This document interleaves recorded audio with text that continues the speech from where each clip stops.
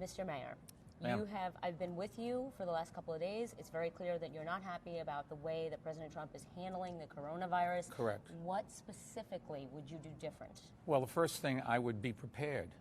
You cannot, look, every disaster, whether it's a natural disaster, a storm or something like that, or a climate change, whether it's a man-made disaster, an explosion or something like that, or whether it's a contagious disaster like we see right now with the coronavirus, you have to have in advance prepared and practiced and know generally what you would do, even if you have to adjust to the actual event when you get there. So having a communication system so you can inform the public. Who do you call? How do you explain it? What do you do about people who don't have a radio, television, the internet, that sort of thing? Communication is a big deal. Having experts. This president fired all of the people who were experts at viruses that are transmitted, pandemic specialists. He fired all of them. Scientists, 1,600 scientists, according to some counts, have left the administration in the first couple of years. You can't, without a group of people there, you can't do that. Having simulations and practicing. What do you, let's say, we'll evacuate people from some little neighborhood. Let's say there's an explosion danger. Yeah, but how do you get people, the seniors who can't move and people that are in hospitals and can't be moved? What do you do about them? Those are the kinds of things you can think of in advance. The fact that it's this virus versus that virus, that it's not an explosion, it's a flood or something like that, those things you adjust when it happens. But this president has done nothing. If anything, he's defunded or cut funding dramatically for the Centers for Disease Control. That's the #1 federal agency that's supposed to guide us through this kind of stuff. We don't have much time, so I want to ask you also about, look, this is the first time, yes, you've run for mayor, but this is the first time that you've run for office on a national stage for president, the highest office in the land. Have you talked to former presidents, including President Obama, about this? Yeah, sure. When I first got into office, I think the president called me and congratulated me. I talked to him about 3 or 4 weeks ago.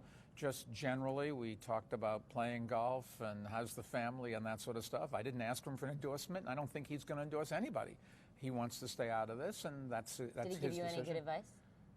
Yeah, he's always given me advice. Be honest and be true to yourself, and if the press makes fun of it, don't worry about it. You do what's right, and the public will recognize that.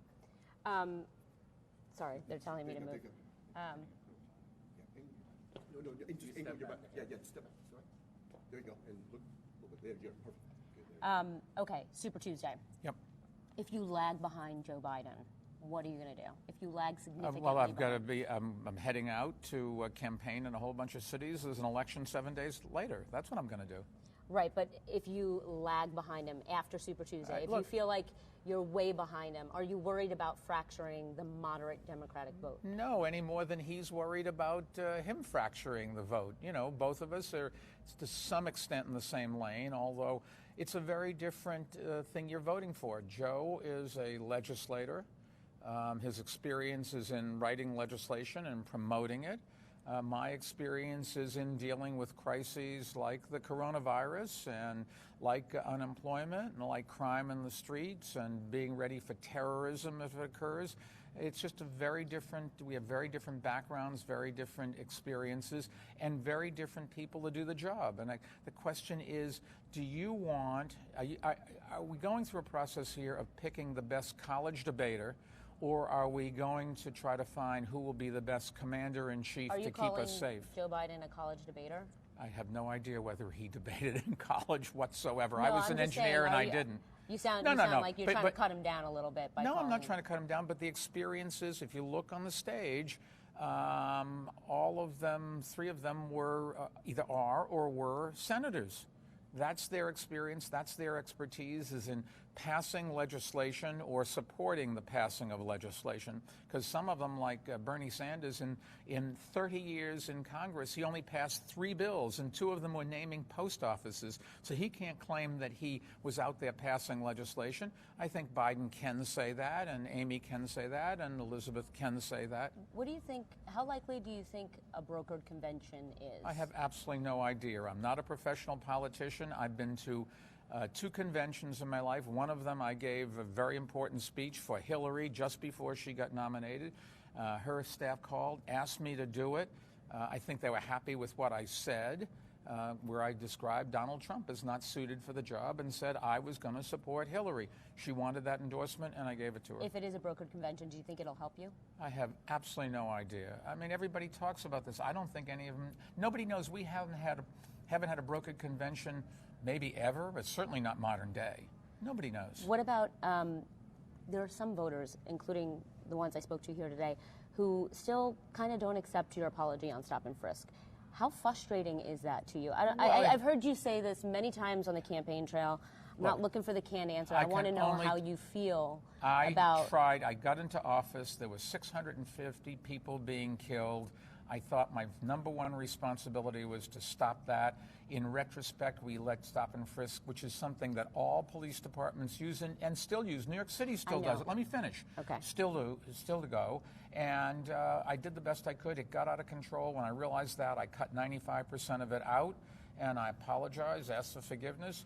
But look, I did the best I could, and we'd all like to rewrite history, and everybody makes mistakes, and it's not the only mistake I've made. I'll make other mistakes. We're human beings. But are you frustrated by the voters who maybe don't see it the way that you do? They have a right to they have a right to their views. I think that I did the best I could, and if you think that I will do a better job in the future, you should vote for me. And if you don't, then vote for somebody else. But I have a record. These other people talk about things, but they've never been in a situation where they had to protect the country after 9/11, where they had to deal with people in the streets that they're sleeping on the sidewalks. They've never dealt with people who don't have food. They talk about it. But, you know, I can tell you, going to a soup kitchen and helping people, which I've always done on holidays, for example, and I certainly funded them through my foundation, and I particularly, when I was in government, worked to make sure that we had programs to help those who are a lot less fortunate. They don't have those experiences. They just talk about it. And that leaves me cold. I would not want them as my president. I would want somebody that had real-world experience in doing things, in solving problems, in standing up and taking your criticism when it doesn't work out. I wish everything that I and all the people I worked with did turned out right. That's not the real world. If that's the standard, we would never do anything. You'd be happy. Well, maybe you wouldn't because you wouldn't have something to talk about. But you'd go brag and say, oh, isn't it wonderful? He and his staff never did anything wrong. Wrong. If you never do anything wrong, you're not trying, and we need something in this people in this country to take risks and to try to help people rather than just talk about it.